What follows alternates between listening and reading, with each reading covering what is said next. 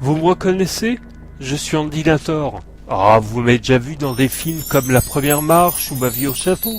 Non? Pour commencer, pourquoi ce pseudonyme, ce masque, ces lunettes noires? Eh bien, tout simplement parce que je tiens à conserver mon anonymat et celui de mes proches. L'anonymat n'est pas réservé aux activistes à chapeau gris. On ne s'exprime pas forcément sur Internet dans le but de devenir une célébrité.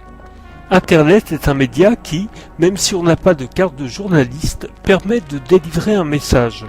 En l'occurrence, ce n'est pas moi que je veux mettre en avant, mais une situation absurde et difficile dans laquelle je suis plongé depuis maintenant quelques années. Et puis je n'ai pas envie de devenir célèbre. C'est très beau la Suisse et la Belgique, mais enfin bon, c'est loin du 20e. Alors difficile pourquoi? Handicapé, n'ayant que l'AAH pour vivre, père d'un enfant de 10 ans, sans domicile, mais hébergé par les proches avec qui les rapports se sont fortement dégradés durant ces dernières années. Absurde.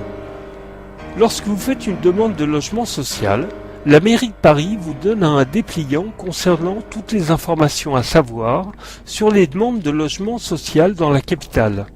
L'identité de qui désigne les candidats, les bailleurs, la loi Dallot, les priorités d'attribution, etc.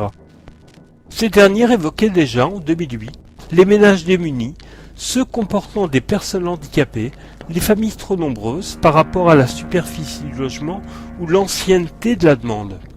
En ce qui concerne mon dossier de demande Dallot, celui-ci a été jugé prioritaire par la commission de désignation en décembre 2009.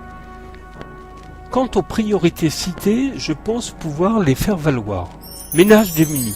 N'ayant que l'allocation adulte handicapé comme unique source de revenus, celle-ci s'élevant à 750 € par mois, elle se situe sous le seuil de pauvreté. Personnes handicapées. En janvier 2008, la carte d'invalidité qui m'est remise par la MDPH évalue mon handicap à 80%. Famille trop nombreuse par rapport à la superficie. 3 adultes, dont un en fauteuil roulant, un enfant les week-ends, 2 chiens dans une 50aine de mètres carrés. Ne peut-on pas parler de surface trop petite? Demande ancienne. La première demande ayant été faite il y a presque 5 ans. Ne peut-on considérer ça comme une demande ancienne? En plus, mais ceci n'apparaît pas dans les priorités, le regroupement familial. En effet, je suis censé avoir mon fils en garde alternée une semaine sur 2, mais depuis que je n'ai plus de logement, je ne peux le voir que les fins de semaine.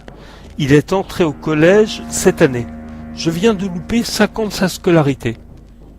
Aurais-je un appartement avant qu'il n'ait fini ses études? Cette situation a bien sûr complété mon dossier de demande de logement par de nombreux courriers de spécialistes. Ah oui, je suis atteint d'une maladie dégénérative. Ah, je vous en prie, c'est pas drôle là.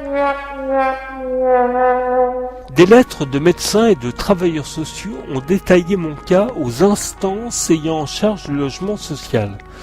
Cela n'a toutefois jamais été décisif et aujourd'hui, en 2012, ma situation n'a pas évolué, si ce n'est la maladie qui s'est aggravée.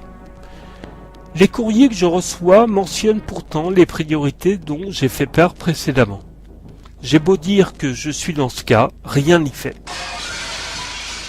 C'est pourquoi j'ai décidé, face à l'inaction de l'État, de me rappeler à leur attention en allant faire le pied de grue devant leurs locaux. Il ne s'agira au début que de faire le piquet afin de leur rappeler mon existence. Si cela ne rencontre aucun effet, le piquet se transformera alors en piquet de grève de la faim. Je suis déjà rompu à ce type d'action puisque j'en ai entamé une en août 2011. Celle-ci, malgré que des membres de l'État, de divers organismes ou des personnes en soient tenus informés, ne semblait émouvoir que mon médecin neurologue qui me rappelait les conséquences qu'un tel acte pouvait avoir sur ma santé déjà fragile. Je commencerai mes actions par la mairie du 20e, l'arrondissement dans lequel est scolarisé et domicilié mon fils, duquel j'essaye éperdument de me rapprocher depuis des années, et ce, afin de pouvoir reprendre la garde alternée qui était en place avant que je ne quitte mon ancien appartement, situé au 5e étage sans ascenseur. Bien sûr, en ce mois de novembre, l'hiver approchant, il va me falloir affronter le froid et la pluie. Mais je suis équipé, j'ai un parapluie. Alors merci d'avoir été patient et de suivre cette vidéo jusqu'au bout.